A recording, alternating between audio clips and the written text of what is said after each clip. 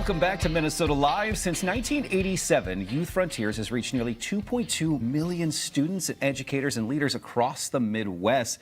The main message is showing students there is power behind their actions. Every year, it awards a scholarship to a Minnesota student who is a leader in their school.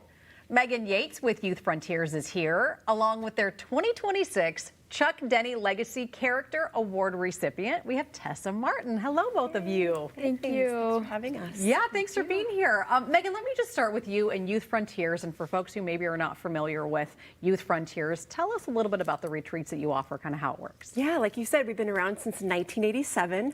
Our mission is to inspire character and build community in students. And so we'll go in, work with the school for an entire day with their grade, talking about values like kindness, courage, and respect. Very high energy, but also very reflective, so students can learn how to empathize, to build that school community, and also to treat each other with kindness and to live out those values of courage and respect.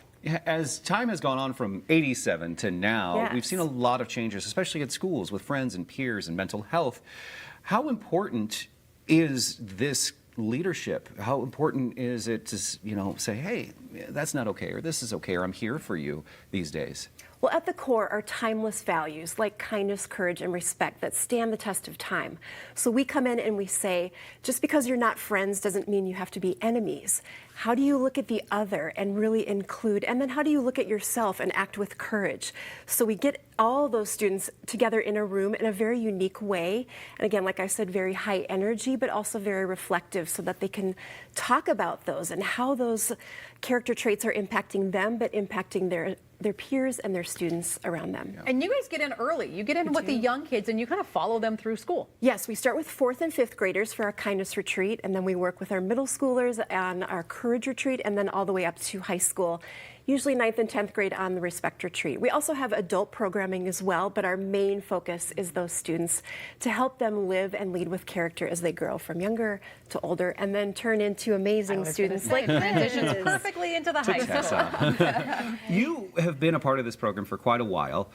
How big of an impact has it made before you started the program to now? How has it changed you becoming an adult? Yeah, I was originally introduced to Youth Frontiers and the programs and retreats in 4th grade. So now coming into 12th grade, it's been a few years for sure, but I've been able to transition from being a student on the retreats to being now my junior and senior year, a student leader on the retreats, helping the younger kids. And I've been being able to see both sides. I've been able to grow and keep learning, and it's taught me a lot of lessons that I've been able to take into the positions of leadership that I hold in a lot of my extracurriculars and my classes. And as I'm getting ready to go off into college, it's a big change, but from a lot of the lessons that I've learned from respect retreats, wisdom retreats, kindness retreats, I just feel like a lot of Youth Frontiers retreats have kind of made me feel like I'm a person who's capable of these things, and I'm feeling ready for the next chapter.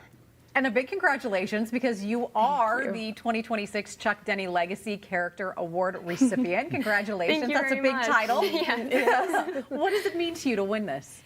It's a really huge honor. I've been really engaged with Youth Frontiers for a while, and I actually didn't really originally know that I was going to be honored. Very close teacher of mine, my economics teacher, Mr. Snowbeck, was the one who nominated me, and then an assistant principal at my school, Dr. Zach, also was helping out with that process, and finding out that I was this Eagan High School student that was nominated, and that there hasn't been an Eagan student nominated or won since the original year, it was a really huge honor. And being told that the work that I've done with Youth Frontiers and how I've tried to help out over the time and years, that it means something. It's been so empowering as I'm leaving my time and chapters in Eagan High School in the school district, and it's really been helpful. How did you find out?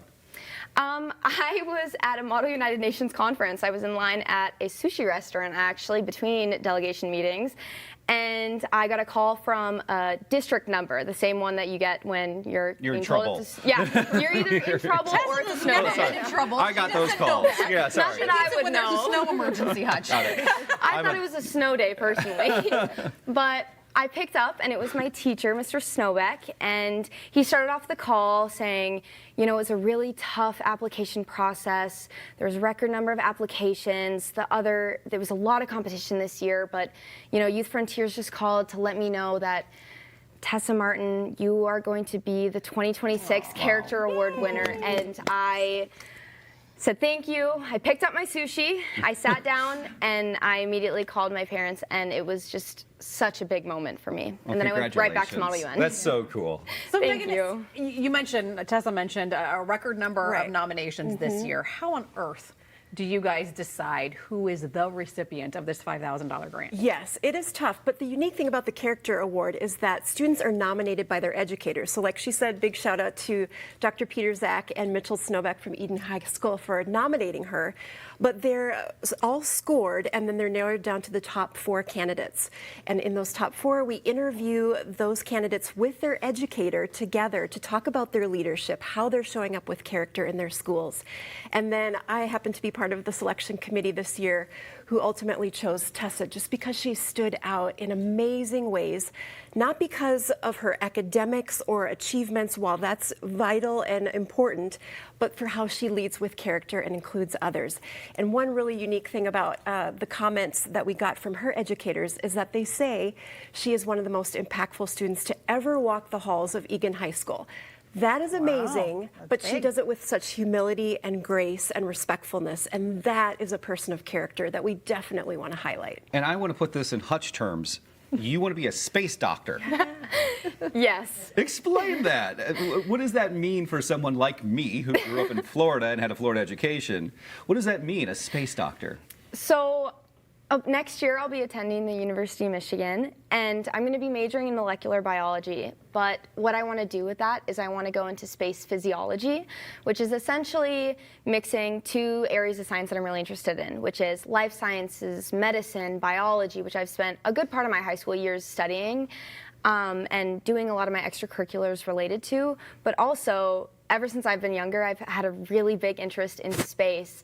I've done the volunteering, I've taken the classes, I've just spent so much time just loving, adoring it, and I didn't know that space physiology or space medicine was a real, actual career until my sophomore year. I attended a seminar by an MIT professor, and I found out that in 4th grade when I told my teacher that I want to be a space doctor when I'm older, it wasn't as fantastical as the cowboy or mermaid professions that she thought it was.